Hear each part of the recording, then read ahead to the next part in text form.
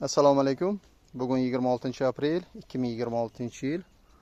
Xudo xolisi bugun bir oy bo'ladi ekkanimizga pomidorlarimizni. Pomidorlarimiz o'rtacha nimadir rivojlanib turibdi. Ja yomon emas, ja zo'r emasdi. Lekin shuni ichida yana muammolar paydo bo'lib turibdi.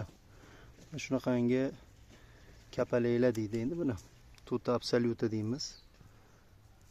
Shunaqangi qurt qumursqalar tushib ozgina bizga ziyon yetkazib turibdi. Endi bularga xudo xolisi ishlov berishga harakat qilamiz. Tuta absoluta bunga xudo xolisi Altacor degan doridan sepamiz. Nasib qilsa oldini olishga harakat qilamiz. Undan tashqari bizda yana bir muammo paydo bo'ldi. Bu bakterialniy rakdir ekan pomidorida.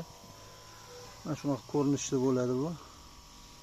Mana barglari ozgina jigarrang bo'lib, bunga Ridamil Gold septik.